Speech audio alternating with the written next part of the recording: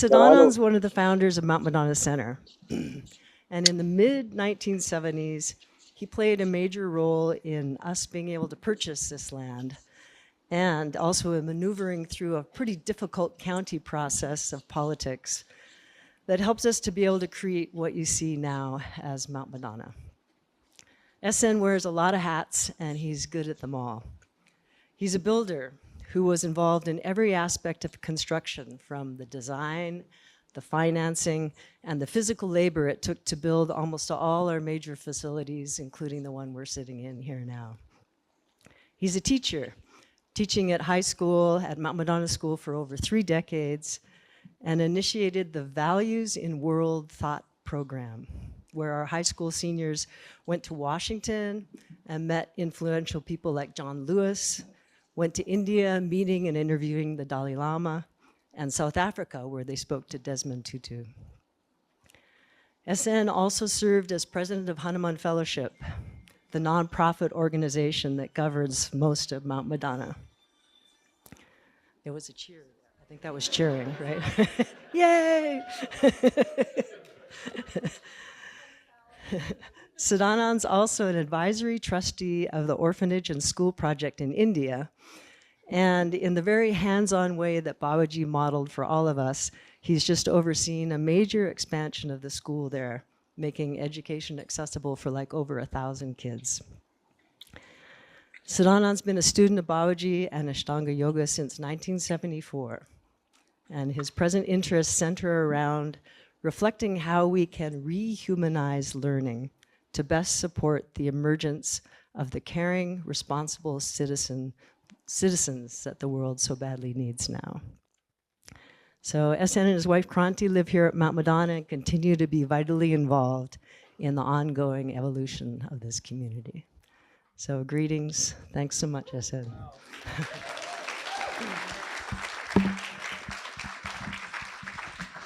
I don't know how all that happened, to be honest with you.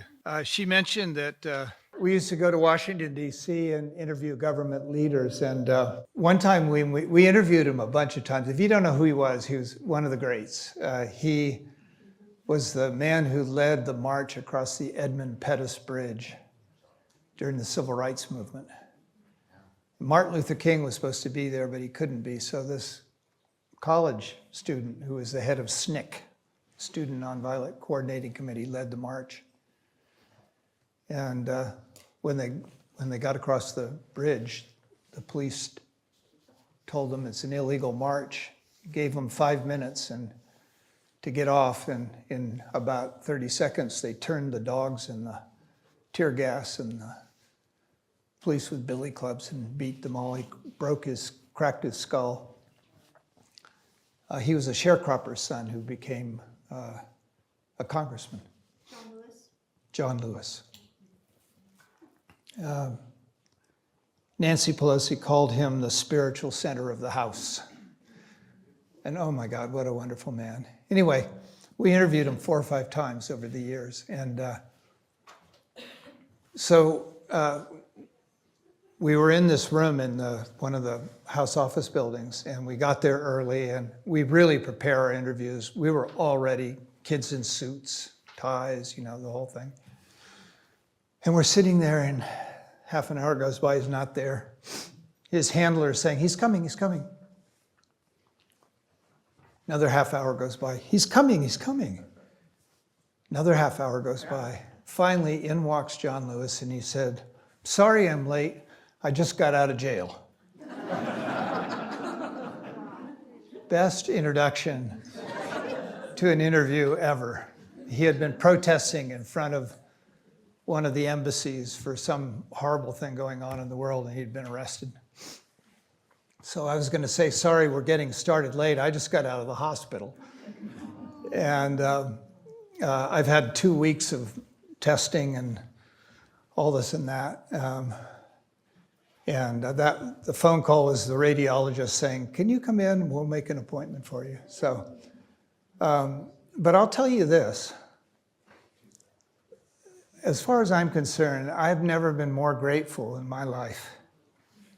And the reason I'm here is because I wanted to belong to this group today. You mean a lot to me. And the opportunity to share the work that I've been doing means a lot. So I have total support. So I've got everything a human being could ask for. So we're here to talk about belonging. And I'll be honest with you, between pain meds, steroids, and nerve agents, and medical procedures, my mind has been blank for the last 2 weeks. I knew what I was going to talk about, but I couldn't think of anything. So today I went down for a scan, and I came back, and I decided the best thing I could do is take a nap. It worked.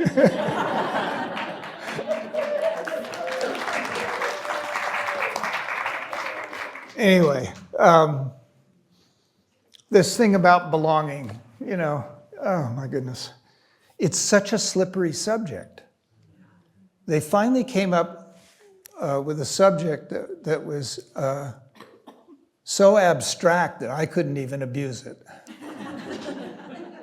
Because usually when I'm told what to do, I want to do something else. What I want to start with today is a form of belonging. And I want to start with a question, and I want to put you into small groups. And because when I thought of the title, I thought of the puzzle of belonging. And I'm looking at this room now like all pieces of a puzzle without hard edges. They're moldable. The definition of intelligence is a flexible response to context. Yoga's about flexibility too. So there's 3 agreements that we need to make if you're willing, and groups of 3. Okay, I know this room is packed, so I don't know how we're going to do it, but I'm just going to trust it's going to get done. You have work to do today, by the way. You're going to tell me what I'm going to talk about eventually. Yeah, no free lunches. Well, no free lunches. So the 3 agreements are: pick the people you know the least. Don't wait to be asked. Take a risk. And the last one is the hard one, and it's the operational piece of this, which is that usually when we are talking to someone else, we're either judging what they say is true or not true, to validate or not validate, waiting for them to stop, blah, blah, blah, and now it's my turn, so that we can put our ideas in. Real listening is allowing for the arising of the legitimacy of other, which means that what that person has to say is legitimate, whether you agree with it or not, because it's legitimate for them. And when you find yourself moving into disagreement, or worse, giving advice is about co-opting the other person's story and making it about you. And you know how good we are with taking our own advice. So the thing in place of that we can do is we can ask questions of clarification. And that'll change the world faster than anything I've ever seen. Why is that important to you? Is a very important question. Tell me more. Because what we're doing is we're coding what we're hearing.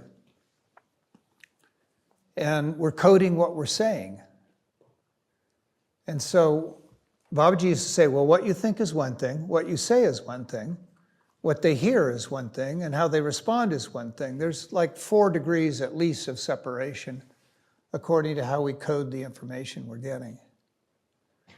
So when we say, I understand, we really don't understand until we say, is this what you're saying? And they go, yeah, then you understand. Otherwise, you're just guessing. and we're pretty good guessers most of the time. But conflict arises when we guess wrong. And yes? So, like how you're talking, is that like increasing your empathy skills in a lot of ways? Oh, yes, you're way ahead of the game here. Can you repeat the question? I haven't given the question yet. No, my question. Oh, I'm so sorry. I heard you, so I thought everybody heard you. See how I coded that? Okay. What was the question? So, what you're saying. There you go. Wasn't my fault, folks. So asking you, like, kind of summing up, and this is a question for you. By asking questions like this, is it increasing your own empathy skills and awareness, talking to others and, Yeah, I got it now. that kind of thing? I got it, yeah. And you're way ahead of me. Yeah, it's one of the punchlines. So I'm going to save the answer to that for a few minutes, but way to go. There's always some empath in the room. Okay, she understood me before I understood myself. Okay, that's why we hung out with Babaji, by the way. He could see us. It's a theory, okay? Everything I'm telling you is a theory, but I tend to express my opinions as facts, okay? I know none of you do that. But yeah, I think his sadhana that he did, if you read his autobiography, he did really serious sadhana, and as he quieted his mind, he could sense things because his mind wasn't tied up with ego, attachment, and desire. I mean, a little bit. He was a human, but he had self-awareness, But I believe, he got quiet, and then he could. When he saw people, he could see things in people that they didn't see in themselves. And when he would draw those out, we would have this little kind of, I think people would have a little bit of a shock of awareness of, oh, I'm seen. And when people are seen, they show up. And that's how Mount Madonna got built. We showed up. And not only did we show up, but we suspended our disbelief. So we practiced what he taught, and we worked with him and followed his example to the best of our ability. And in that suspension of disbelief, you're sitting in it right now. Okay, so the way we're going to do this, I'm going to give you the question, okay? It's a very simple question that's not simple. Why was it important for you to be here today? Now, you can answer that at multiple levels. Somebody gave me a free thing, so why not? Or, they have a good party on New Year's. Those are all legitimate reasons. Or the here is the now of you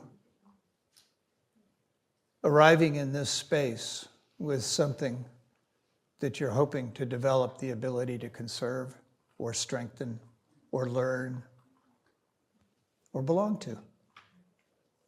So we all belong to this retreat. Now, whether you feel you do or you don't, you're in the room. So I'm counting you as belonging in this room because you've chosen it. And belonging has a lot to do with choosing. Okay? So now what we have to do is we have to stand up because you're sitting next to your friend. So now you're mobile. Find two other people and don't let the perfect be the enemy of the good.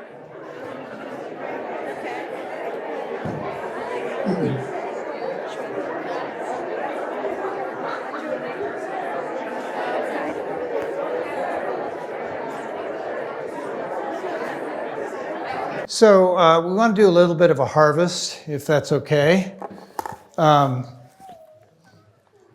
In the harvest, what we need to know is what struck you that you heard, not what you said, because you already said it. It's already in the Akashic record, okay? But what you heard that struck you, and it's not a report out of the 10 things that you jotted down.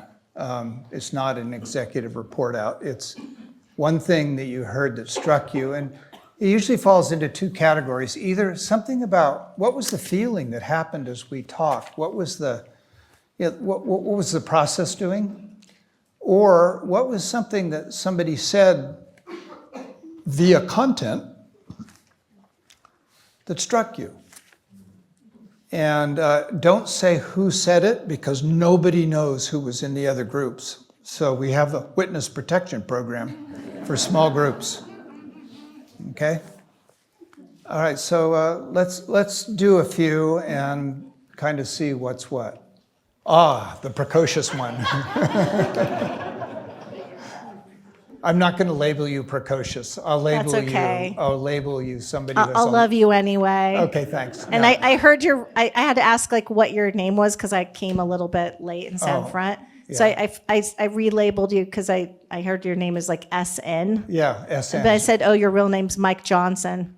I just joked about that in well, my thank group. you. So I have Okay. no idea what your real name is. I think we're so now anyway, even. That's a joke of the day.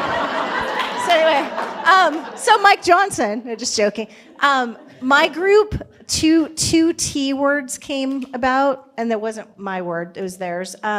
Transformation and tradition. So someone's been coming here in Beautiful. my group for 47 years and has known you for 47 years. It sounds like. They admitted that? They admitted that. Okay.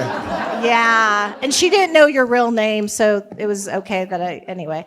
So she's the one that knew the S and N that told me the SN. So, but yeah, those were the two T words, transformation and tradition. Beautiful. Thank you. And concise. Who's next?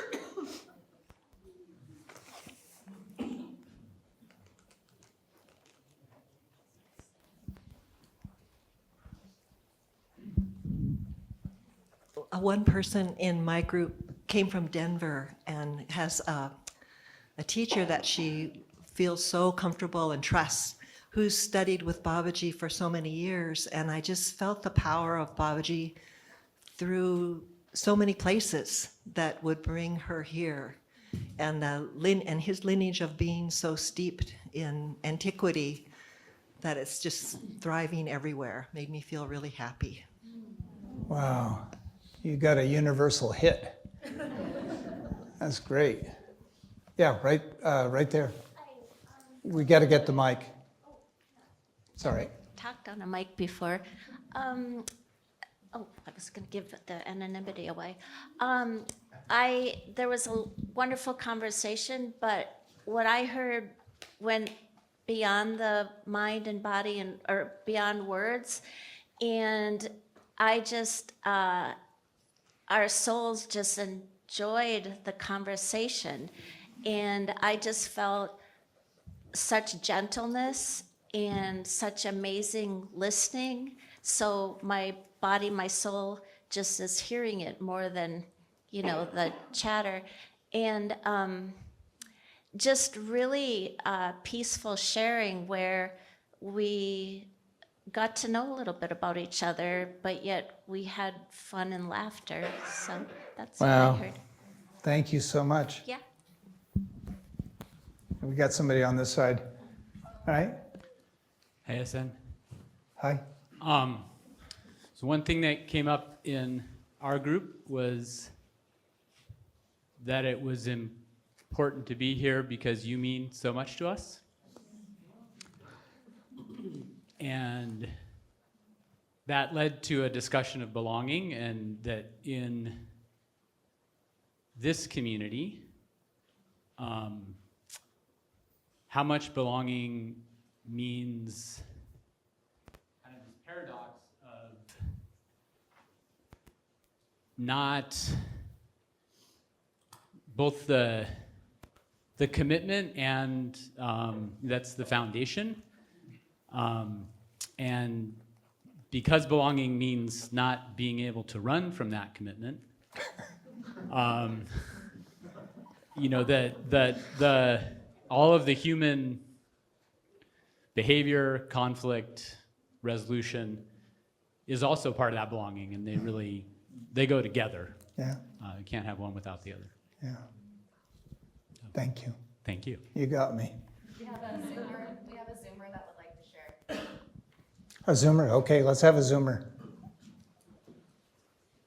Hello. Yeah, one of the things that stuck out for me in my group is that one of the members, who was a woman, said at first she didn't trust Babaji.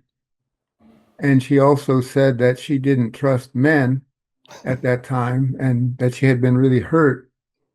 But then she said that she tested Babaji, and she said in the end that she realized that Babaji was the real thing. She never did comment on whether men were real, but she did say Babaji was.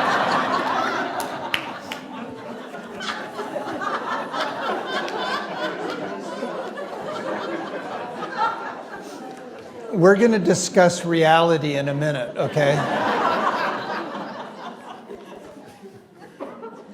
Who's next? Thank you for that. Whatever that was, thank you. That was beautiful. Hi, SN. Hi. In my group, we came to like a shared feeling that the world down off the mountain has a bit of a cacophony feel to it for us that can create division and fear.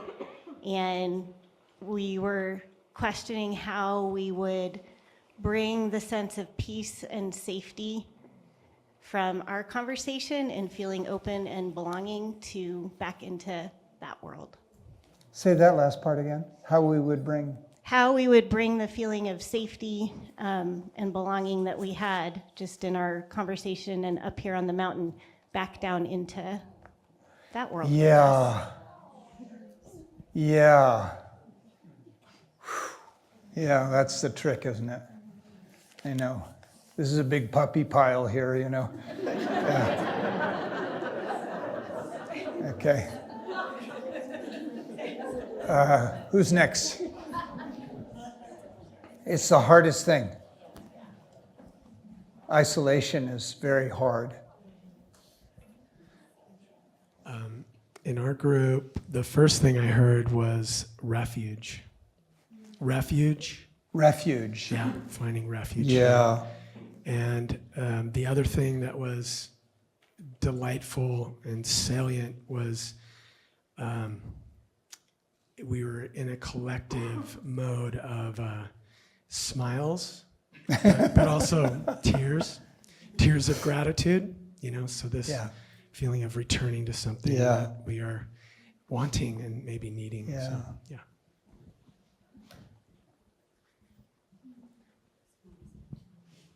Yeah.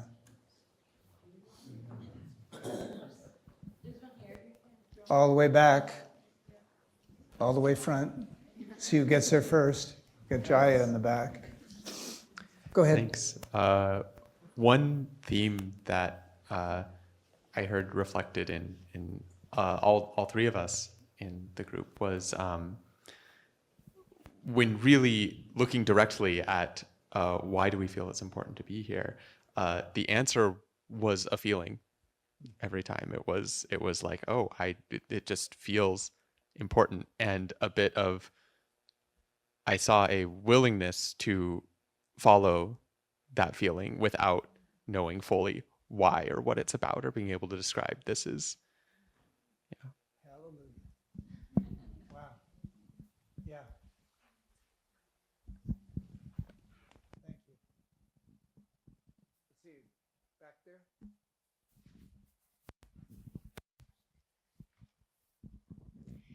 I would add a T to the transition and the transformation. I would add transition as one of the folks in our group had profound loss in their life over this last year and came to the retreat and has found some more peace and healing in being here. So transformation for someone. Secondly, really quickly, I just want to echo the showing up when you first showing up. Initially, it was a feeling for some, not just the retreat, but here, this moment in this session is in honor of you, Sadhana. So thank you. Well, let me just say this. We just put the puzzle together. And putting the puzzle together, I mean, I don't, again, opinion is fact, but when you listen with curiosity greater than criticality, and you ask questions of clarification, what happens is that you let go of your shape, and empathetically, you enter the shape or start to harmonize with the other. And so what I learned in this came from one of the great consultants on this earth ever, Peter Block. But what I learned from this, and I learned that from him, what I learned was that curiosity is the doorway to empathy. So we start, if we allow ourselves to be curious, we enter a harmonic state. And I don't mean that in a woo-woo way. I just mean we enter a harmonic state with others where we start to understand each other. And so we may start in one shape and end up in another, and that's transformative. Mount Madonna, in my opinion, I'm going to state that clearly, is a place that is here for healing and transformation. And some of us are slow learners, so 50 years later we're still here, but you know, we're getting there.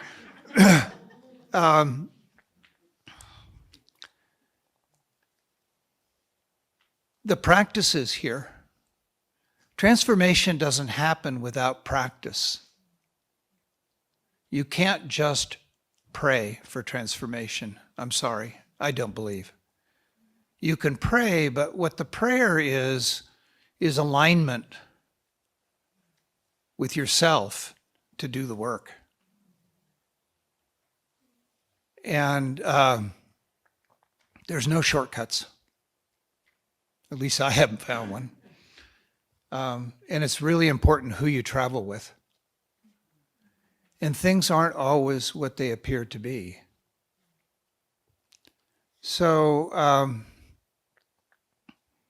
was kind of thinking about this. I mean, I'm thinking about it. I've been dwelling on it now for some time, but I had to go outside of the yoga darshan, yoga language, to understand it, because I had to understand it from a different perspective.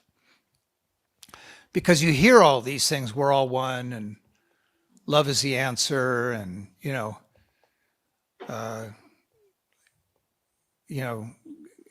give everything up and renounce the world and renounce ego and da-da-da, And you go, well, yeah, I get that. But the question is, how do I do it? And what's the process? We're all working against dominant narratives that are the opposite of that. The practical world has got us. And when you bring in something a little bit lighter and more connective tissue to it, they go, you're an idealist. And all I can say is, well, what have the pragmatists done for us in the dominant narrative? So we live in story, we live in metaphor. So the fundamental operation of an observer, a human being, is that of making distinctions. From the time we open our eyes and see the world, we are making distinctions. Mother's face, father's face, distinctions, I have a body. And then those distinctions go from the immediate and they start to expand out. And every biological thing, creature, lives in a context, in a medium. So we have self and we have the medium. And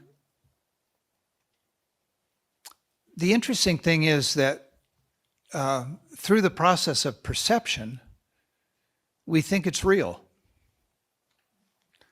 And so we see, we hear, and we code, we make judgments, we validate or invalidate things according to the way we're conditioned to see the world. And everybody's conditioned differently. So we're organizationally closed systems, and energy moves through us, and the way we're organized to see the world is how we see it. So I've been doing a lot of research. And just the other day, I kind of hit the trifecta.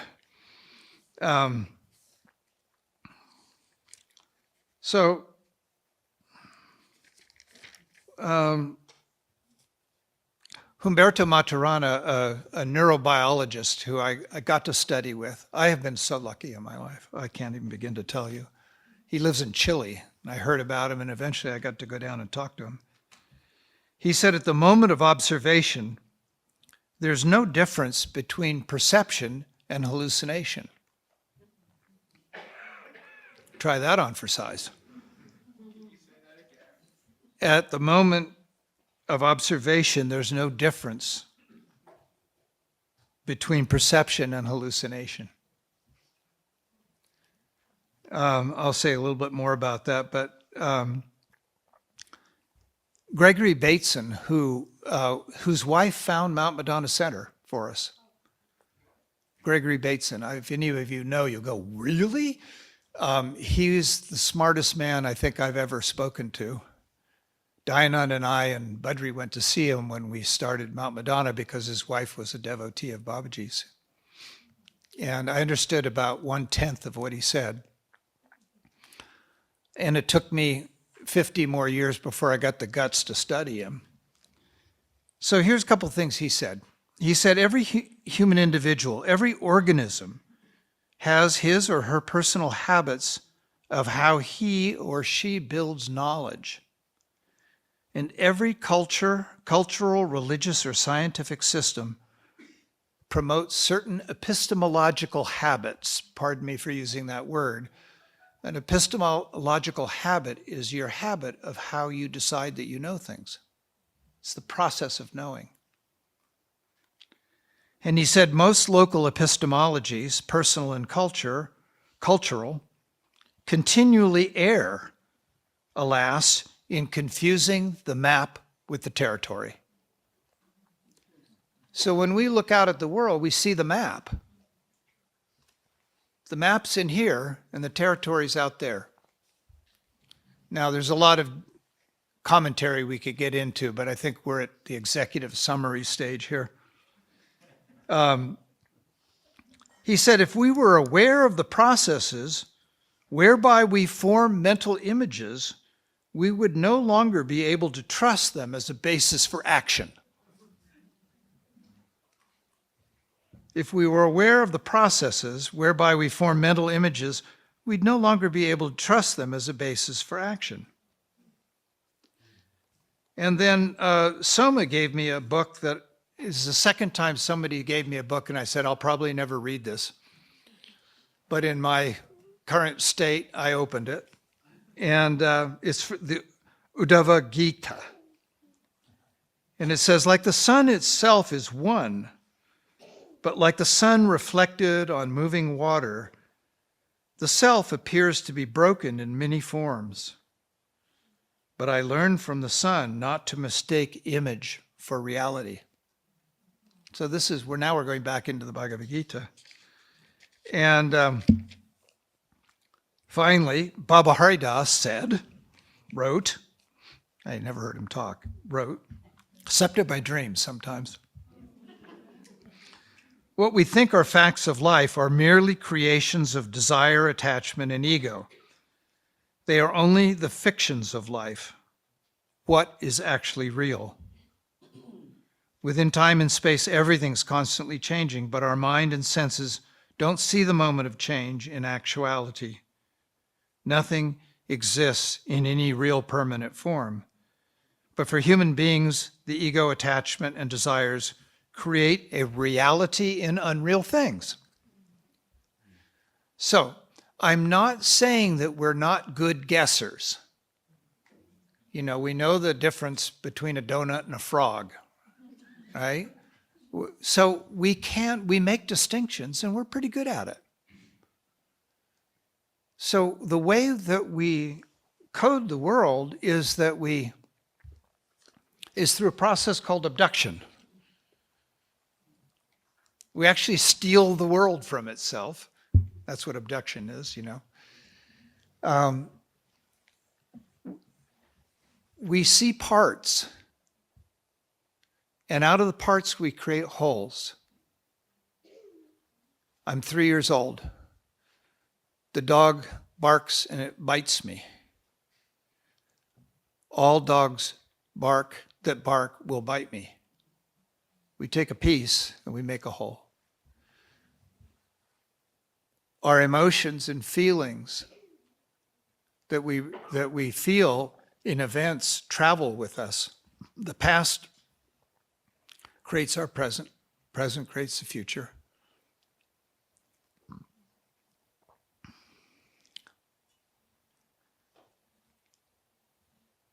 There's two kinds of observation. And this comes from Madonna. There's what he calls observation in parentheses and observation without parentheses. So the observation without parentheses is there is an objective real world, and I know what it is.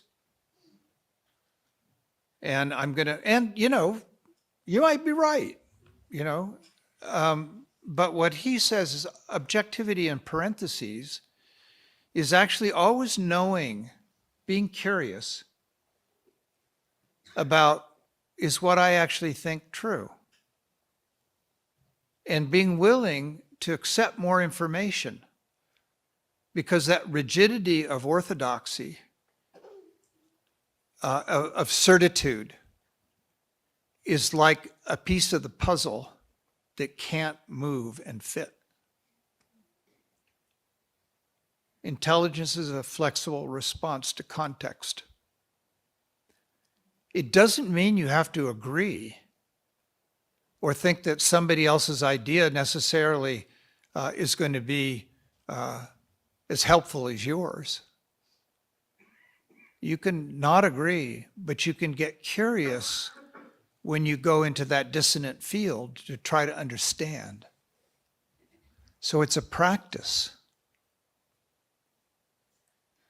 So what you just did, I believe, given the harmonics in the room, is you suspended your disbelief and you allowed for the arising of the legitimacy of other in your group. And that's love, a definition of love, allowing for the arising of the legitimacy of other. It's not romance, but it's love. I fell in love with my two group members to see how amazing they were. And you see people in their confusion and in their vulnerability and what they're searching for and what they care about. And you go, wow, look at you. So it turns out that love is not just a feeling. It's a practice. And if you want to take this downtown, you can take the practice of listening with curiosity greater than criticality and not going into judgment. That's perfectly fine.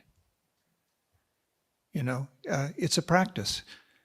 I'm telling you, this is so simple, but it's not easy. The truth is simple. It's not easy. So, Okay, I'm going to go off the deep end. I told you that I was going to be a little bit unguided here, but if we look at the cosmology from the Vedic perspective, the source of the creation is Kama, according to the Vedas now. So this is not my opinion. This is somebody who's probably taller than I am and a lot older. Probably better looking too. So it's Kama, and Kama is love. It's the force of attraction. And from that attraction, what do we do but we surrender, sacrifice our separateness. So that's tapaha, austerity. So the universe starts to draw itself together, or the world, or whatever, the creation starts to draw itself together. And then a process happens in that interaction. And it's called Rita, R-T-A. It's the unfolding order. And from that comes Satya, truth, what happens, what it is. So in the concept of God, and I don't mean to take away anybody's personal God, because I think God was an absolutely necessary concept. In Samkhya philosophy, originally Kapila didn't posit a God, and people needed something to identify with. Identifying with the all, with nothing, is a pretty stiff deal. And so religions and gods and all of that, or God, or the, whatever it is a structure that we create to manage our lives, both in the secular world as well as manage our spiritual aspirations. So it's a path.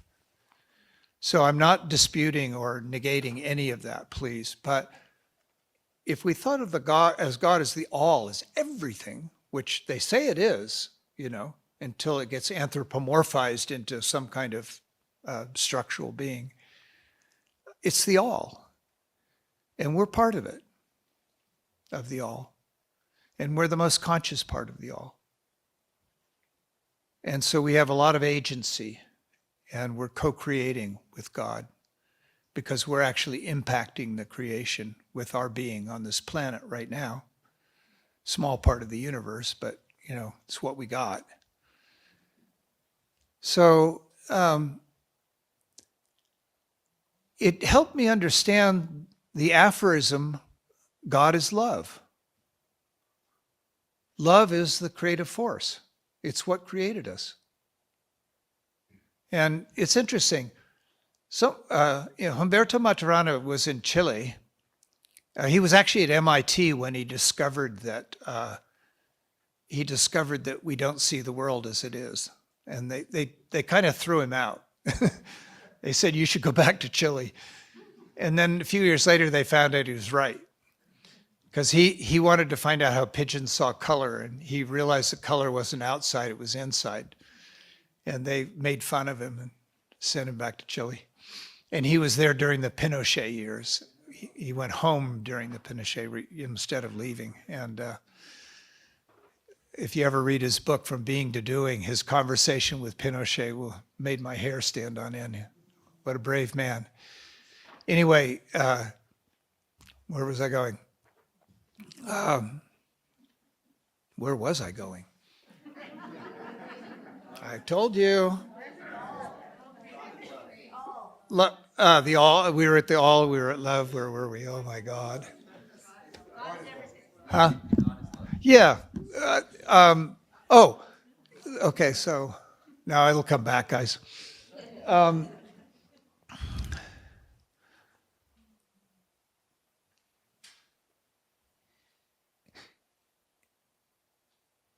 He was the one that said,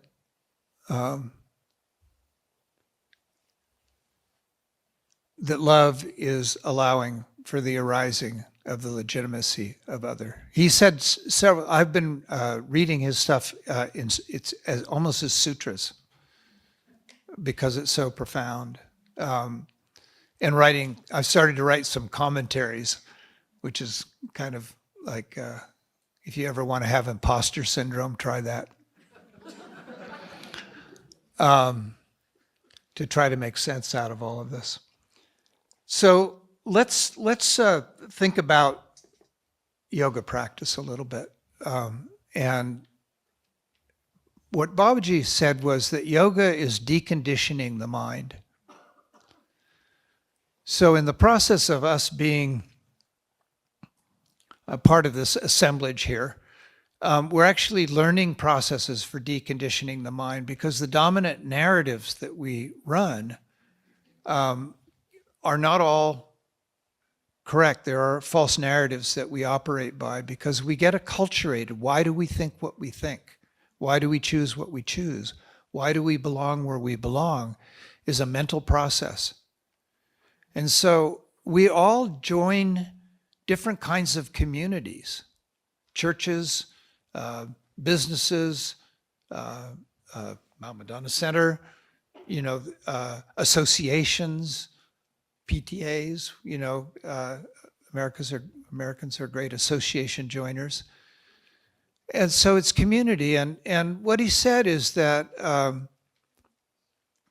a community is a network of conversations with a common criteria of validation. So we're a network of conversation. So we're having a conversation, and we're all in the room because there's some degree of validation. And so what I say is only valid if you say it's valid, if you think it's valid. You're validating. So this process of belonging is a question of relationship, where we validate each other by what we think. It doesn't mean we're the same, but it means that there's sufficient harmonics. And so I think we show up here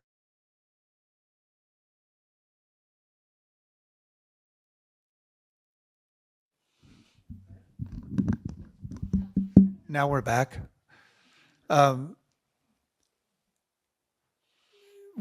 We show up because it validates us and we validate others, and the harmonics are such that we're willing to let go of where we were and be where we are. And I'm sure that all of you had some struggle about, should I go or not, And the yearning or the intuition was greater than the resistance. So, and I'm grateful that you do come, because this is why we're here. And so this process of belonging is a choice. And we choose it by what we individually validate in our living and conserve in our living. How much time do we have? 9 minutes. What? 9 minutes. Oh my God. You should have warned me. All right, well, doggone it. All right, well, there it is. I wanted to put you back into groups, and maybe I'll just do that and let you walk out the door. I know we don't have time, but thank you for sharing. Okay, here's the conversation I want you to have after we're done.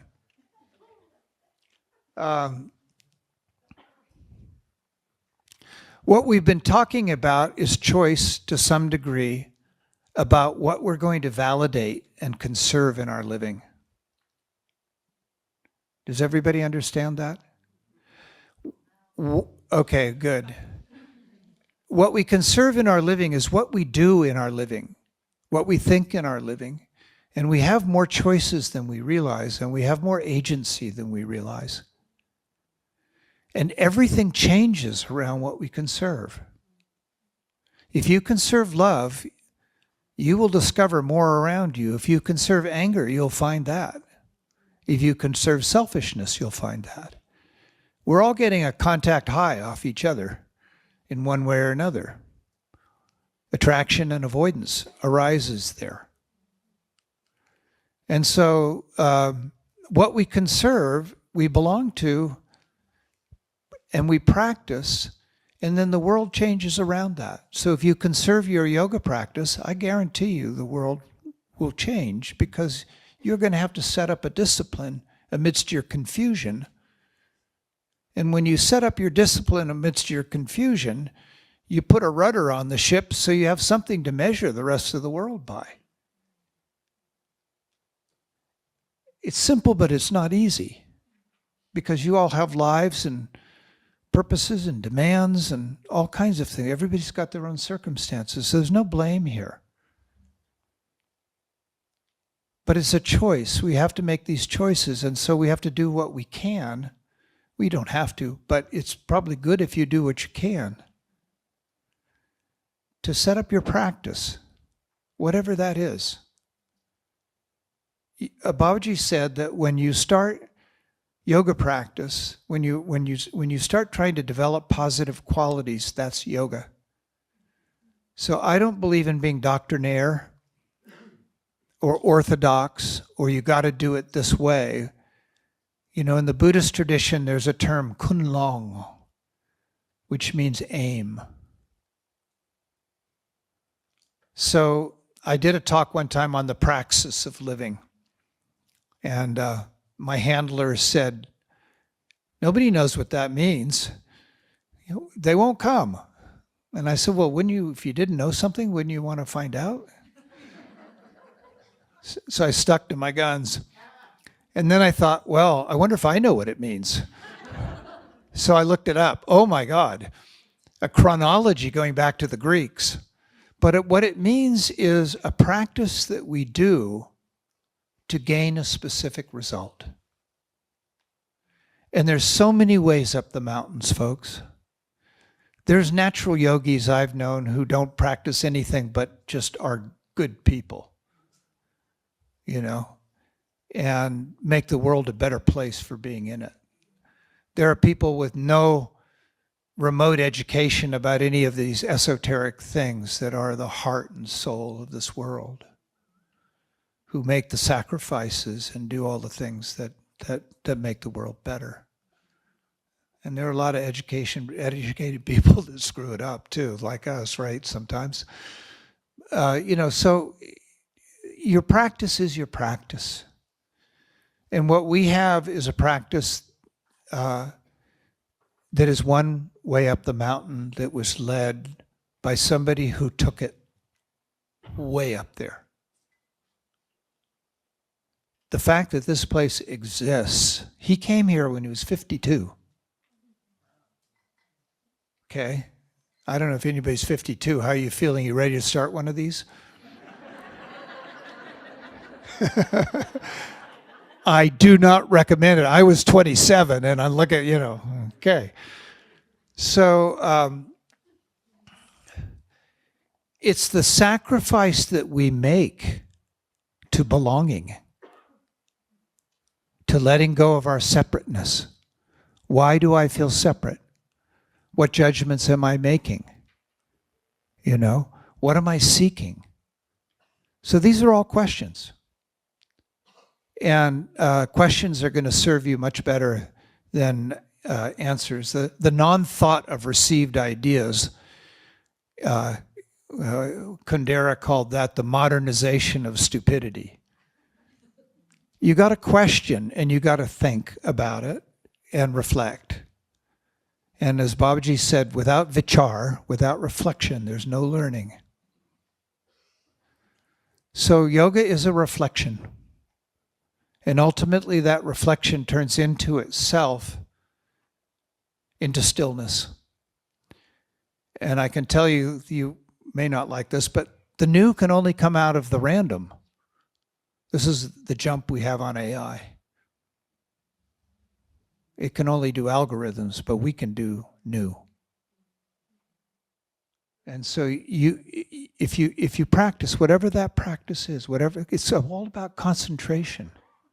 I want to tell you something, honestly.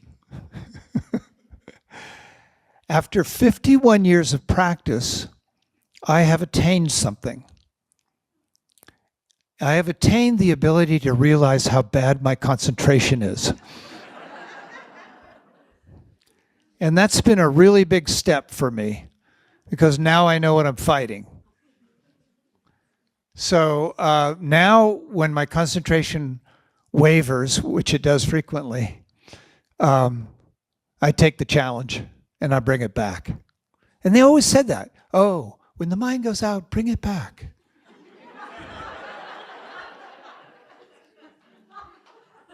And they go, but I can't find it.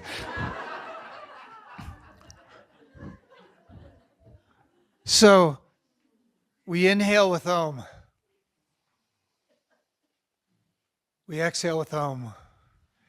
And in between, do we take many journeys? So, for 50 years, I felt very bad because I hadn't attained anything, but I'm stubborn. And now I feel like I've attained something. I know the game. Concentrate. Concentrate on your practice and concentrate on what you want to conserve in your manner of living. You don't have to do it all at once. One thing at a time, folks. One thing at a time. You don't have to be perfect. There is no perfection. Babaji wasn't perfect. He was a human being. We saw him at the end, and he was claimed. Nature reclaimed him like it does us all. So the beautiful thing about that was that he was a human being. And what he achieved, you can achieve if you're willing to make the effort. Now, we may not achieve it, but we can move ourselves along the road. We can. Is 9 minutes up? Okay, I told you everything I know. Last thing. I want you to reflect. You don't have to, and I won't be able to check. Reflect on something that you want to conserve in your manner of living going forward. New Year's is a crossroads. We're at the crossroads. So try to figure out what's at the crossroads that matters to you. And thank you deeply all for being here today. This has been a wonderful belonging for me. Thank you.